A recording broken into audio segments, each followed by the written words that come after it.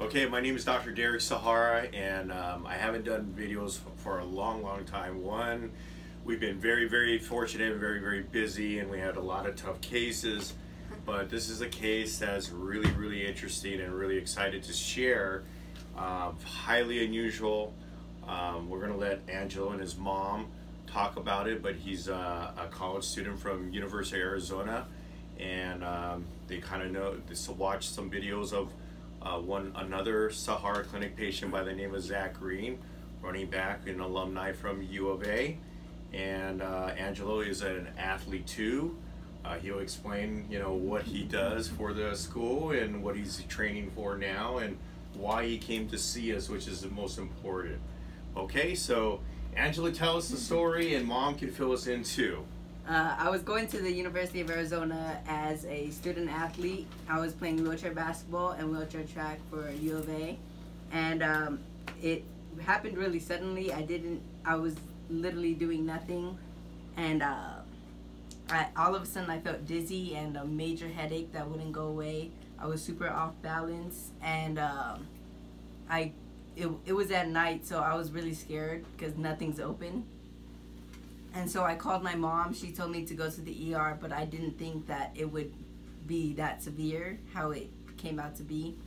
And so I went to Campus Health. They took me to a doctor. The doctor said, take some certain medicines, a steroid. I tried that, didn't work. Then I eventually went to the ER. The doctors there told me that plenty of things that were very wrong. And what happened there was I ended up being transferred to a different hospital, the one that I'm used to. They didn't know what to do, and I was a mystery case pretty much, where they would think, what about this, and nothing would help. So I went home, ended up getting worse over time, and I was at a dead end pretty much. I couldn't push myself. I couldn't do a single thing for myself. I was very dependent. When I was over there, I was very independent. So it was completely different from my usual. So what happened was I still tried more things, and I came here to Dr. Sahara, and it was just the craziest treatment ever. But it was the best treatment ever, because now I'm literally pushing myself, doing everything by myself, and not needing anyone anymore at the moment, and which is just the best feeling in the world. After 3 months of just constant pain and dizziness, it's just the best.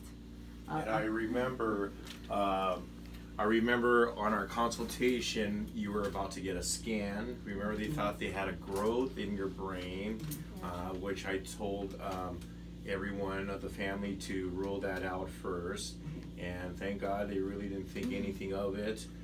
Maybe it was even inaccurate in terms of the imaging, but it was one treatment, right? And can you explain, have you ever had a treatment like that before? I've never had a treatment like this in my life. We sure didn't. We sure have never seen anything like No. And Mom, you can fill us into, I remember Angelo. He was in a bigger wheelchair. He couldn't move. He looked just drugged up, and a lot of vertigo. I remember his eyes would go back in his head, and he would feel worse. So you can tell as a parent, what you saw, what you experienced with all the doctors until you got to us. So to piggyback what Angelo said was, he called me and said he was in the emergency room. I flew from Los Angeles to Arizona. When we got to the emergency room, at that point they said that, well, at first they didn't even want to do a CT scan, and so I had to advocate for that. At that point she said, we don't think it's going to do anything, but if it's going to help you sleep better at night, I'll go ahead and do it. And I said, sure. She did it, comes back, and immediately everybody starts rushing and says, oh, we need to take him for an MRI. And I was like, well, what did you find? She's like, we just need to rule something out. And I said, okay. So they come back, and it's like 3 in the morning, and she says, oh, he's going to be admitted because he has a brain tumor. You have to understand, I started setting in panic because I'm 100 miles away from our home. And she didn't want to do this at first. So I set into panic mode. And after that, it was just a lot of agony. And then 2 days later, they said, oh no, he didn't have a tumor. We don't know what's wrong with him. They released us. We got transferred, like Angelo said. We came back home, went to his primary hospital. And from there, at that point, they still couldn't figure it out. Didn't want to do half the tests that I asked for initially. We got released and they thought possibly he just had a migraine. But mind you, now it's about 3 weeks in and nothing we did, any migraine medications did not work. Any dizziness medication for vertigo did not work. We have failed numerous treatments and nothing was working. So at that point, I was starting to do a lot of research. That's when I came across Dr. Sahara and other past cases. And at that, I said, you know, there's nothing more than giving this a try, because at this point, I felt like I had nothing more to lose and possibly something to gain. As I was reading other testimonies and seeing them as well, you know, it just gave me a little bit of hope that kept that flame of hope still lit. So when we came, and then at first, I'm not gonna lie, I thought, oh man, every time we got an appointment, Angelo got more sick, then he got hospitalized.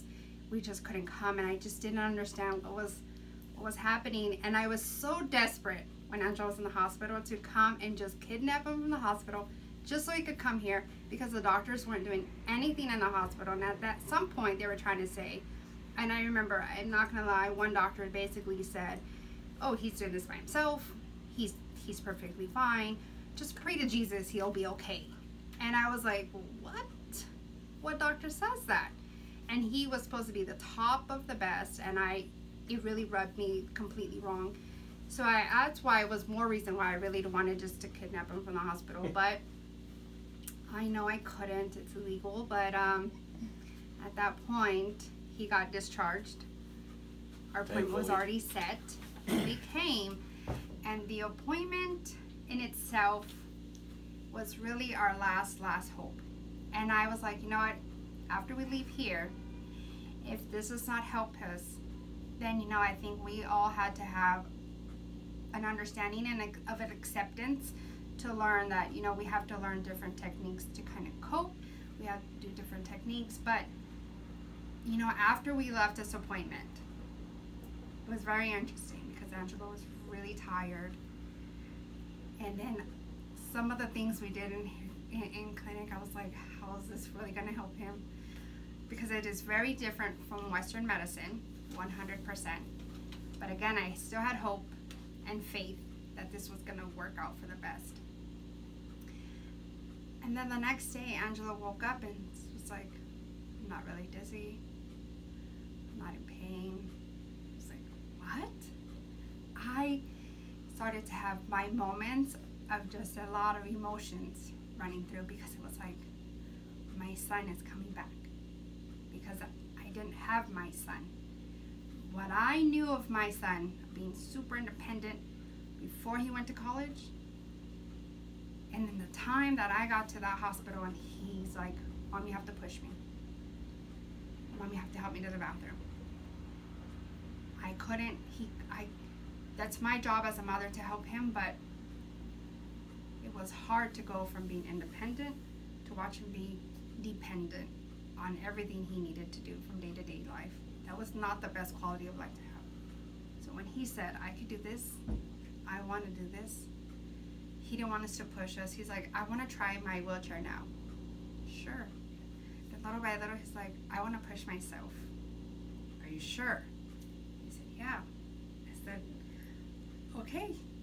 And he started to push himself, and little by little, I wanted to cry of joy, because it was a lot of agony that we went through as a family. But you could only imagine the pain that he went through as a patient. And after that, little by little, we followed Dr. Sarah's guidelines that he said, do this, do that. Whatever his body told us to do, we faithfully did it. Just because, again, this was the last hope of our candle, to keep that hope alive, that somebody was here on this earth to help my child get back to who he was. And now look, it's day and night. And his dad just showed us, you're practicing for what now? For the World Championship of WCMX wheelchair skateboarding. That's in June. Wow. So he's doing all this X Games stuff, and he plays basketball now and everything. And Yeah. when we saw him, he had this big old chair, and he couldn't do anything. And it's a blessing to see just in one treatment what happened. So could we use your testimony for any other kid out there that needs hope and maybe searching for answers? Do we have your permission? Yes. Thank you But very I would much. like to say thank you to you Thank you. for your expertise You're welcome. and your well knowledge. You're welcome. You're And welcome. really It's my pleasure. just, I'm sure it was coming in here, you're like, oh man, what did I get? What did we agree to? But honestly, it was just really with your expertise, and you have a Awesome. special gift, and Thank you we very really much. appreciate it 100%. Thank you. You're welcome. Thank you. All right.